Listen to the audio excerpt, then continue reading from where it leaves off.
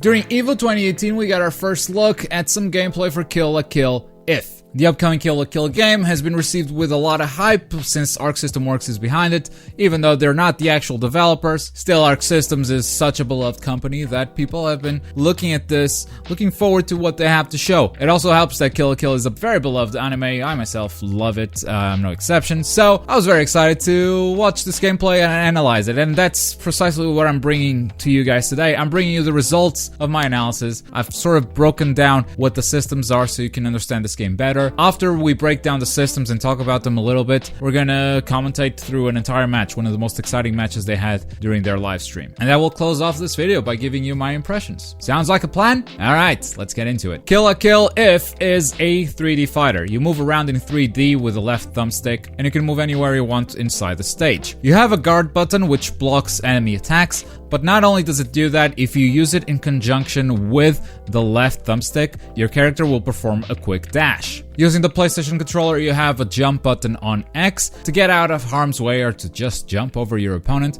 And then if you press X again after you jump, you will do a homing dash towards your opponent. And that's kind of it for basic movement. Let's get into some attacks. You've got close range attacks, so with square you can mash it out to get combos. You've got a long range attack with triangle. You can also mash it out to throw multiple projectiles. And you have a break attack with circle, which is so far the only way I've found that this game has to counter a guard.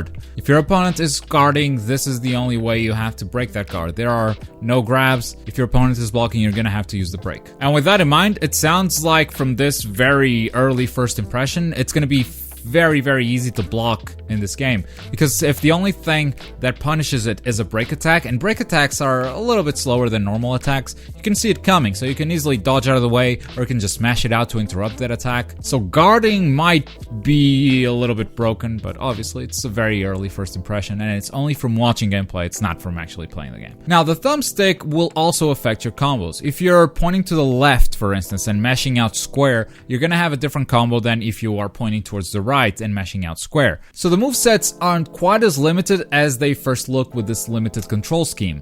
In fact, you have a lot of influence from traditional fighting games, making it into this 3D fighter, even though it has a button layout that has nothing to do with other traditional 3D fighters. You have stuff like anti-air moves in this game, which are performed by pointing the stick in a certain direction and using the close range attack button. Also, it looks like pretty much every attack you have can be charged up. If you hold down the button, be it the close range attack button, be it the long range attack button, or even the break guard button. It will switch up the timing of your attacks. Sometimes it will even modify the properties of that basic moveset. And then we get into special attacks, which up top, if you'll notice, you have a health bar, and below that you have a special bar. Every special in the game so far spends 2 bars of meter, so half of your entire gauge. Since the bar is broken into 4 different pieces, I'm gonna guess future characters could be different. Holding L1 plus one of your attacks will launch a special move, meaning each character has 3 special moves.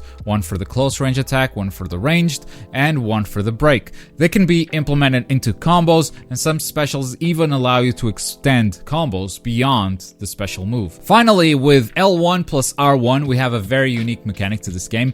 It's called the Ketsui demonstration, and this also costs half of your meter, so 2 bars. If successfully activated, the characters will trash talk each other, and this is basically a rock, paper, scissors system. Each button will give you a different bonus, but it will also beat one of your opponent's options. So it's basically about reading what you think your opponent is going for and then trying to counter them. And this move, the Ketsui demonstration, if I'm guessing right, it will mostly be used to break combos, because you can use this while taking damage, while stuck in a combo, meaning it's essentially a combo breaker mechanic. You can see if you have it available through the card that is right below your character's portrait. If it looks broken, you can't use it, but if it's full and glowing red, then go right ahead. Also, during the live stream that this gameplay was shown, Arc Systems did share something interesting. Win 3 Ketsui demonstrations to become overpowered. Unfortunately, we didn't get to see the 3 Ketsui demonstrations, but this could be a good indication that those little buffs that show up during the options, those could be permanent buffs and they could stack up during the entire match. Obviously, we can't confirm that because we haven't seen that happen yet, so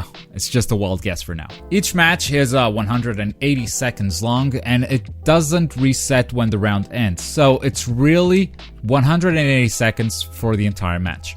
A match is won in a best of 3 rounds, but at the end of each round, the character who lost will get all their health back, while the winner will retain the exact same health, giving the opponent a better chance at a comeback. And those are the basics. We are definitely going to discover a lot more as we go. For instance, there's a wall splat mechanic that I noticed that can probably be used to extend some combos. But for more advanced stuff, I'd rather wait and watch some more gameplay than jump to conclusions. With that, I'd like to try to commentate one of these matches. One of the ones that I thought was most exciting and most well played between 2 of the players in the live stream, to also give you a feel of what this game could become competitively and give you a feel of what a match is in real time and what the strategies are and what's happening. Let's just commentate. Let's go. So this build only had Ryuko and Satsuki as the 2 playable characters. Ryuko starting with a homing dash but countered by Satsuki right away with a close range attacks. Full combo, she goes into some range and the homing dash goes through all of that. It actually doesn't have priority over the projectiles. Ryuko just completely avoided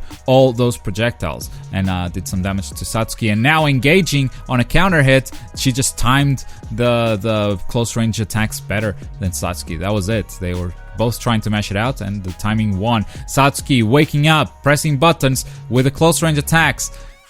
Big damage combo. She's got the 2 bars now. She's gonna throw the special attack. That's is that a 50% health combo? That is big. Special attacks in this game deal a lot of damage.